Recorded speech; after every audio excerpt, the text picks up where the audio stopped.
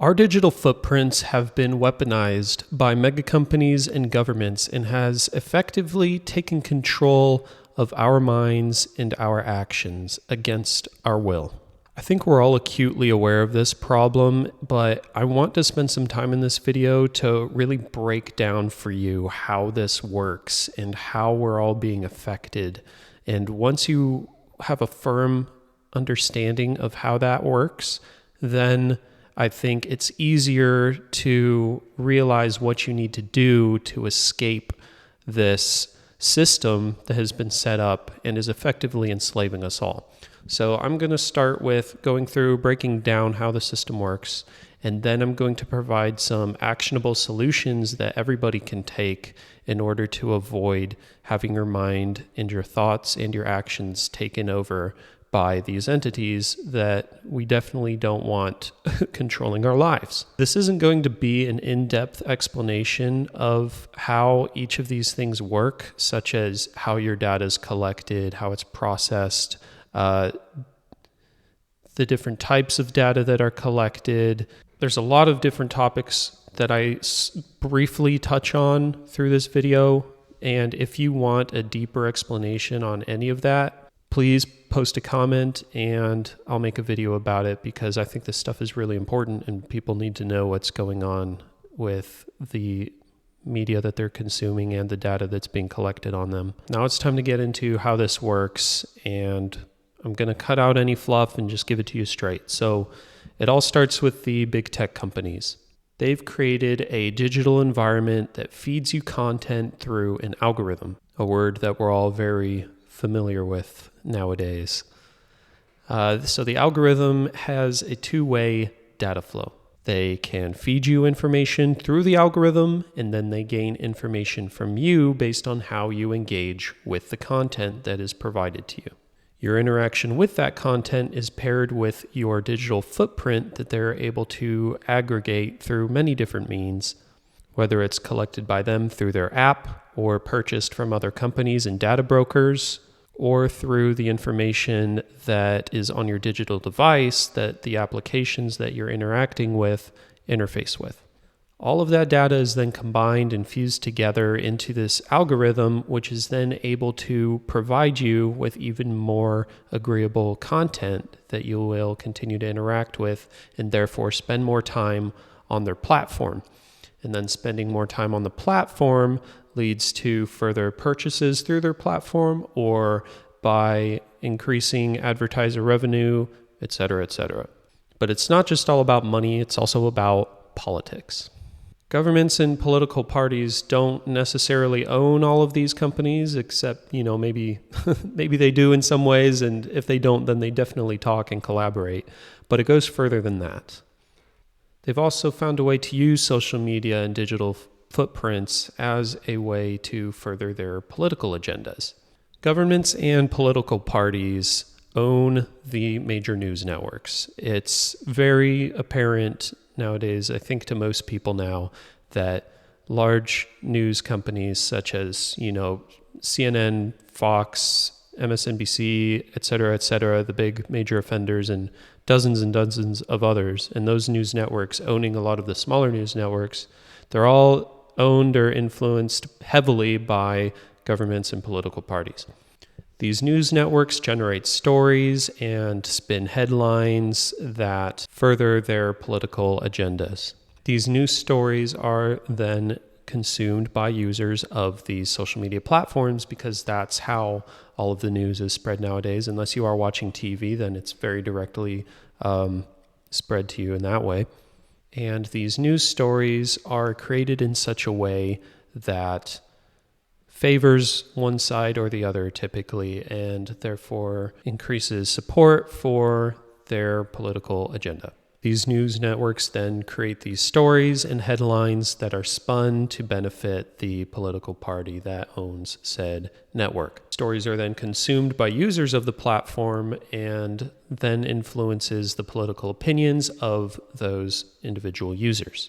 Now, people are going to spend more time on the platforms if they're being fed content that stimulates them. So that's going to be a combination of content that is agreeable to the individual or that causes an emotional reaction with them than probably from seeing something from the other side that they don't agree with, or from something from their side that is then spinning something on the other side that pisses them off, and it continues engagement in that way. It's very toxic, but it's a very real thing, and these people then become more entrenched in their political opinions, and they continue to consume this information, this media, and it perpetuates the problem forever.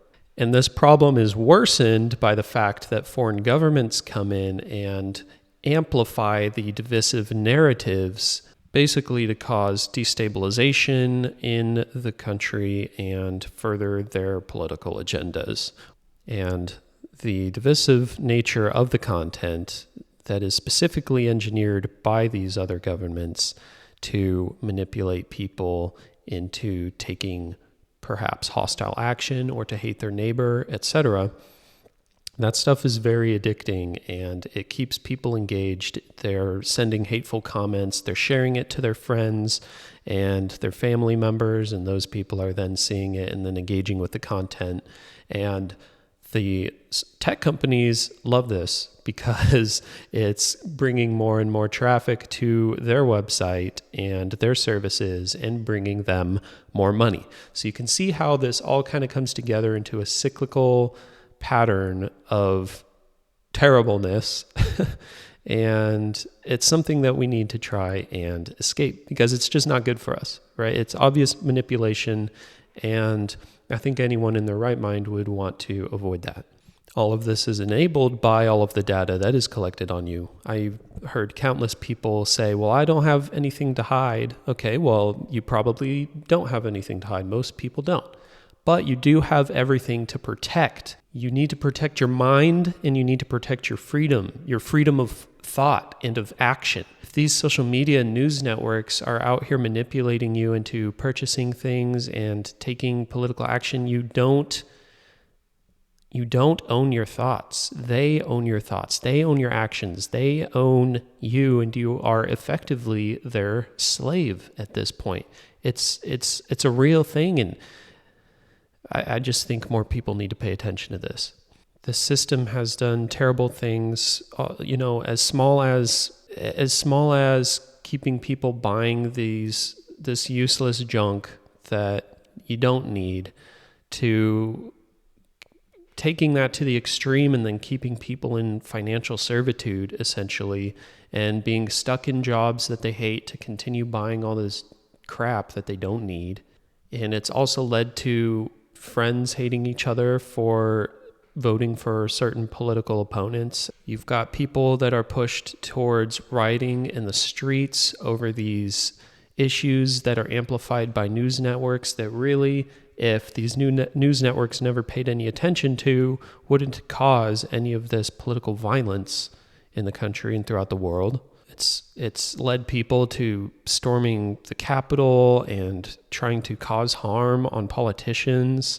It's led to people like mutilating their own bodies, and it's even led people to going out and killing others because they have an opinion that is different from theirs, and their opinion has been entrenched so far on these platforms to lead them to political violence. It's really just a terrible system, a terrible process, and so many people get caught up in it without realizing what's going on. So I really hope that laying this out in this video at least helps somebody realize that this is not a good place to be.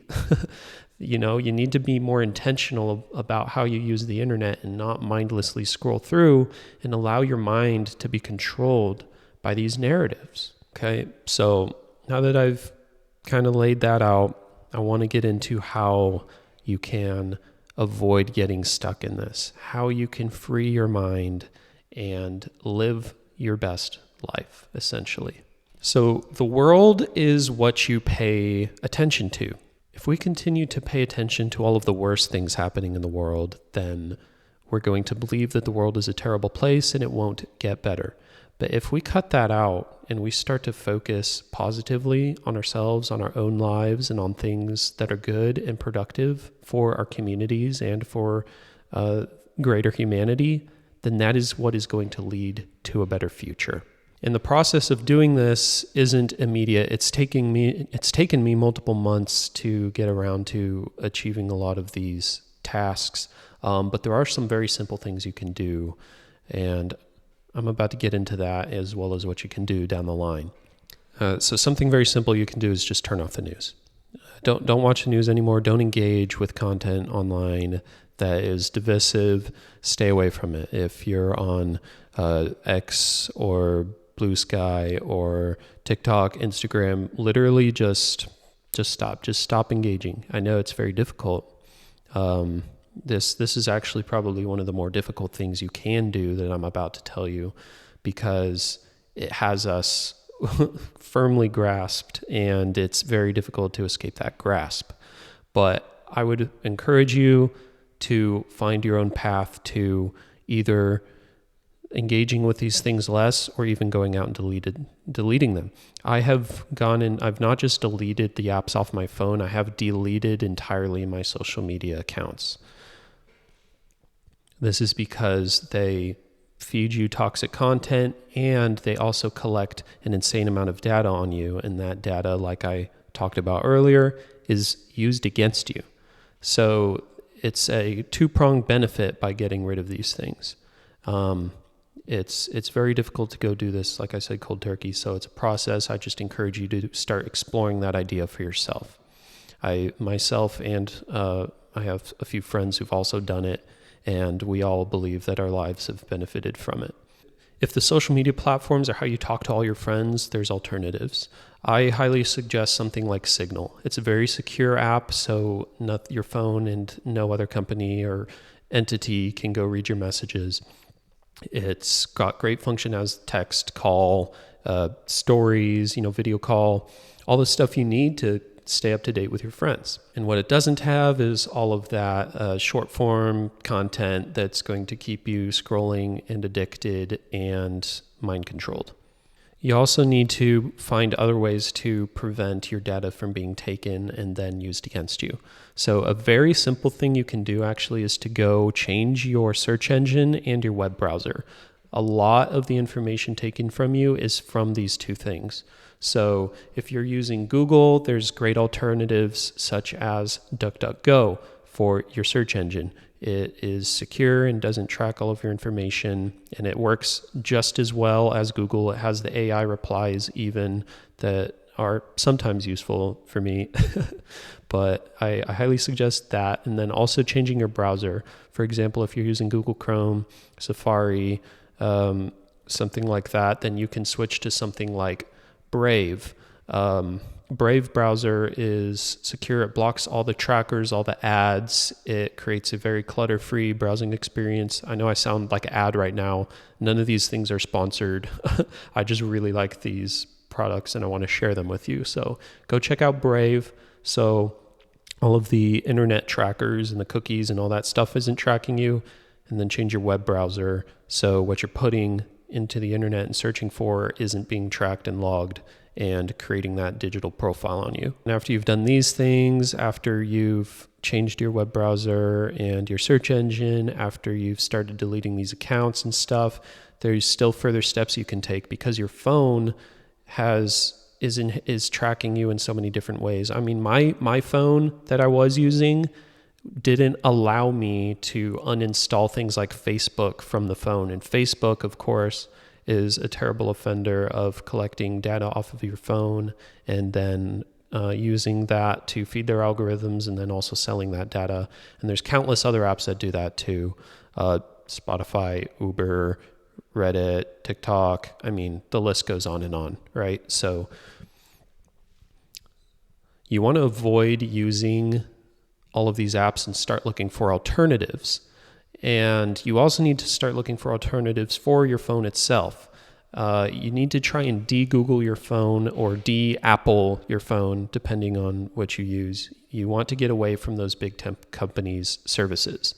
So what I did is I went and bought ironically, a Google Pixel phone here. And on this Google Pixel phone, I installed Graphene OS, which is an operating system that's based on Android that de-Googles your entire phone. It makes it so none of the Google services, Google Play services, all that, it's all disabled by default, and you have to go intentionally install that stuff to put it on your phone. And it's a clean slate. It's really nice. It's a clean slate for your phone, and you can put exactly on your phone what you intentionally want to. It doesn't have the forced Facebook install, forced YouTube, all that stuff that's going to be tracking you and such. And then on your Graphene OS phone, you want to start looking for alternatives. I'm looking down at my phone right now for the apps you use. So like for your email and stuff, like I use Proton for my email and for my cloud storage and stuff. So I'd suggest looking at that. It's a great service. It also has a calendar, password manager, a VPN. Oh, you definitely need to be using a VPN. I can't believe I almost forgot to mention that. Use a VPN on your phone, on your computer, whenever you're browsing the internet. If you're not using a VPN, then your data can very easily be attributed to you. But if you use a VPN, it sort of scrambles that. You can look into kind of how that works at a technical level on your own, but you need to be using a VPN.